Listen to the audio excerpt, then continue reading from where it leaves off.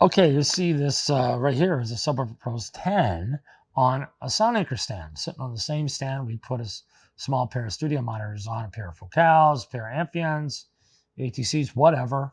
We can put anything on this stand, and it would be this. It's a stand most people already own if you own a sound anchor, and you can just get an extra plate for it. So you can put the monitor here, and you could put the sub below that, or you could put the monitor up higher and the sub below it. It could be right below the monitor on the stand. Or if you're going to put your Sub Pros on the your monitor on the meter bridge, you could put the Sub Pros on a stand behind that. And this also gives you the freedom to rotate the Sub Pros 10 in a different direction. For example, it may be from phase, and for other issues, it's better to face the Sub Pros 10 off to the side or completely inverted and face it backwards. Or it could be that it's better off facing this way. There could be any number of ways that it works best in your room. And this gives you the size and the flexibility that you can move it around and find what works best. So our goal is to have a super high performance sub too. It's very low distortion, goes very low. This will go down to 20 hertz and below, so we'll get down to 16 or so. Really small, so you could carry a couple of them with you. And it matches up with small speakers really well.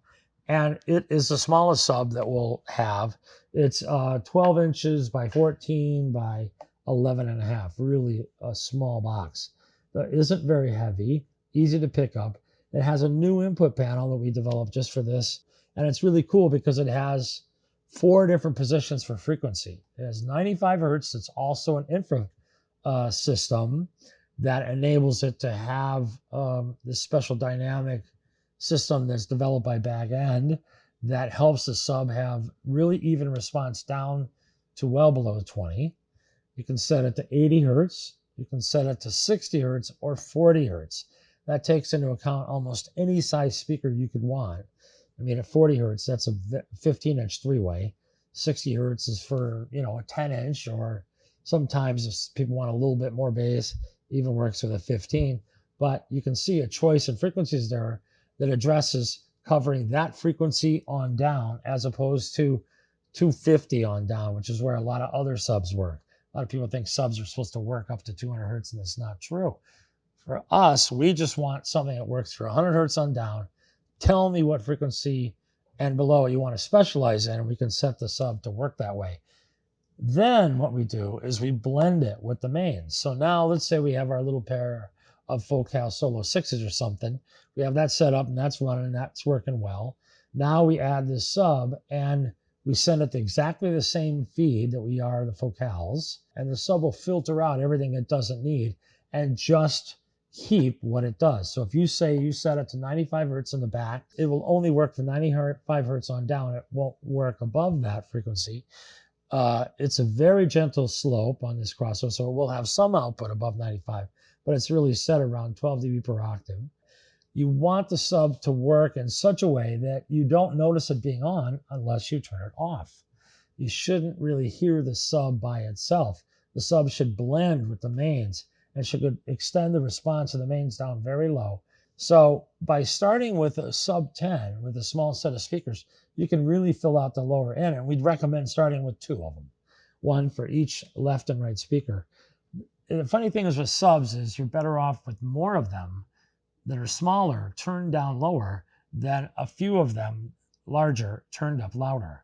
The goal with subs isn't necessarily to get the maximum amount of horsepower, the maximum SPL in the room, a low frequency, even though that often seems like that's what we want. We want a lot more bass. But quite often what we really want is we want the bass to be consistent in the room we're working in, and we want the bass to sound real. We want it to sound realistic. Well, that's what Subwoofer Pro subs are built to do, so they can fill in that last octave or two of a small set of mains and sound authentic, sound realistic, and be reliable, and not be overly complicated to set up. So once you select the frequency on the back, you really just have a couple other settings. One is polarity. And polarity just flips the polarity 0 or 180. So, technically you see these phase controls, and you'd really like to have a phase control on a sub, but guess what? The phase controls only actually work in a part of the bandwidth of the subwoofer. A lot of people don't realize that when you're rotating a phase control, it doesn't work from 150 down to 20. It'll work around 100 the best, and it doesn't really change phase at 20 or 30 or 40 at all. Or you can get it to work really well low frequency at 30 or 40, but it doesn't do anything at 100. So there we go. There's the problem with the rotary phase control. So we just put a polarity switch on the back of this, which is ideal, which you can set up, try it with the polarity at 0, and then insert the switch and see when you sit back and you listen to the mains and the sub together, does it sound better? And you can just try this very simple switch on and off. And then the last control to set is just simply the gain. So now you want to adjust the level of the sub relative to the mains. And as I say, you want to do that so that you don't notice the sub until you turn it off. That's probably the biggest way to sort of think of it.